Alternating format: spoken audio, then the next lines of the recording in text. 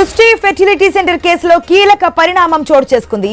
2019 నుంచి 2024 వరకు డాక్టర్ నమ్రతకు చెందిన సృష్టి బ్యాంక్ ఖాతాలను అధికారులు పరిశీలించారు. బ్యాంక్ ఖాతాలను ఫ్రీజ్ చేసే అవకాశం కూడా కనిపిస్తోంది. విచారిస్తున్న కొద్దీ డాక్టర్ నమ్రతకు సంబంధించిన భాగోతాలు ఒక్కొక్కటిగా వెలుగులోకి వస్తున్నాయి. మరొక 5 కేసుల్లో సరోగసి డ్రామా ఆడి బాధితుల నుంచి ₹1 కోటి వసూలు చేసినట్లు తెలుస్తోంది.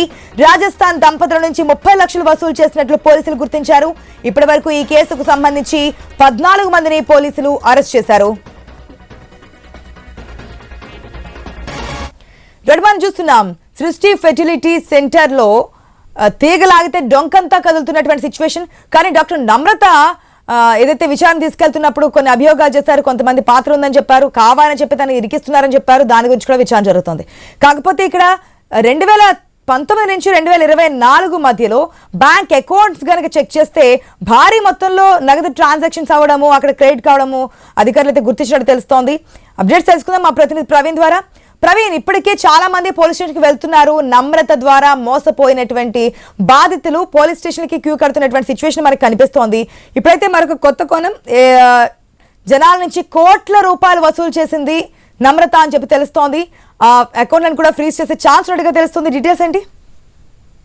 ఆశ, అయితే ఏదైతే సికింద్రాబాద్ లో సృష్టి సెంటర్ భాగవతం బయటికి వచ్చిన తర్వాత అయితే ఈ యొక్క మొత్తం ఈ కేసులో గతంలో అయితే 8 మందిని అరెస్ట్ చేశారు. మళ్ళీ 3 రోజుల క్రితం ఒక 3గురిని అరెస్ట్ చేయడం జరిగింది. ఈ రోజు మొత్తం టోల్గా చూస్తే ఈ రోజు వరకు 14కు చేరింది ఈ అరెస్టుల పర్వం. అయితే నమ్రతను కస్టోడియల్ విచారణకు తీసుకొని పోలీసులు విచారిస్తున్నారు. విచారించిన క్రమం లోపల మొత్తం తీగలాగితే డొంక కదిలినట్టుగా అన్ని విషయాలు ఒక్కొక్కటిగా విస్తుపోయే నిజాలన్నీ కూడా బయటకు వస్తున్నాయని తెలుస్తుంది. అయితే ఆ 2019 నుంచి గతంలో 2018లో కూడా ఈమె పైన కేసులు నమోదయ్యాయి. గోపాలపురం పోలీస్ స్టేషన్లోనే 5 కేసులు నమోదయ్యాయి. ఇటు అయితే విజయవాడ కేంద్రంగా కూడా 5 కేసులు, మొత్తం టోల్గా 10కి పైన కేసులు ఈమె పైన నమోదైనట్టుగా కూడా తెలుస్తుంది. అదేవిధంగా 2019 నుండి ఇప్పటి వరకు 2024 వరకు ఈమె బ్యాంక్ ఖాతా లోపల జరిగినటువంటి ఏవైతే ట్రాన్సాక్షన్స్ ఉన్నాయో ఆ ట్రాన్సాక్షన్ పైన కూడా అయితే పోలీసులు దృష్టి పెట్టారని తెలుస్తుంది. కొన్ని ఆమెకు సంబంధించినటువంటి ఏవైతే మెయిన్ ఉన్నటువంటి బ్యాంక్ ఖాతాలు ఉంటాయో ఆ యొక్క బ్యాంక్ లో ఉండేటటువంటి డిపాజిట్ మొత్తం టోల్గా కూడా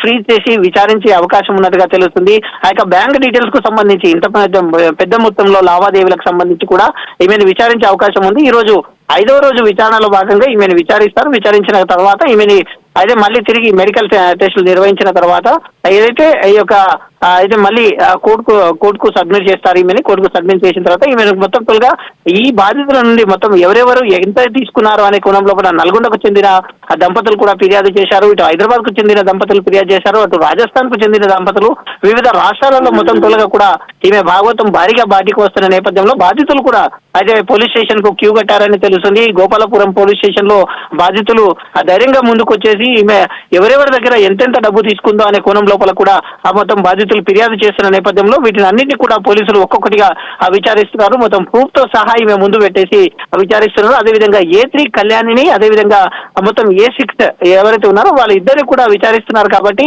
ఈ మొత్తం టోల్గా పాత్ర చూసుకుంటే దీంట్లో డాక్టర్స్ హస్తం కూడా ఉంది. ఏఎన్ఎంలు ఆయన అనదర్ వన్ నర్సు ఏదైతే హ్యాండ్ ఉందంటూ కూడా మొత్తం టోల్గా చూస్తున్నారు. కాబట్టి ఈ రోజు కీలకంగా మారనుంది. ఎందుకంటే ఈ యొక్క డాక్టర్ నమ్రత పైన ఈ యొక్క డాక్టర్ సర్టిఫికేట్ కూడా క్యాన్సల్ అయిన నేపథ్యంలో ఈ రోజు డాక్టర్ ని కూడా అక్కడ అదుపులోకి తీసుకోవడం జరిగింది. ఒక డాక్టర్ ని అదుపులోకి తీసుకోవడం జరిగింది. ఆమె పేరు మీదనే ఈ యొక్క సృష్టి కేంద్రాలు నడుస్తున్నట్టుగా తెలిసింది. కాబట్టి ఆమెను అదుపులోకి తీసుకున్నారు. నిన్న సాయంత్రం శంషాబాద్ నుండి ఆమె విదేశాలకు పారిపోతుంటే ఆ పోలీసులు ఆమెను అదుపులోకి తీసుకున్నారు. ఆమెను ఈ అకౌంట్స్ ఫ్రీజ్ చేస్తారా, లేదంటే ఇంకా ఎంతమంది బాధితులు ఉన్నారో పోలీస్ స్టేషన్ కి క్యూ కడుతున్నామని చూస్తున్నాం. లేటెస్ట్ అప్డేట్స్ కోసం మళ్ళీ మిమ్మల్ని కాంటాక్ట్ అవుతాం. Thanks for the update Praveen.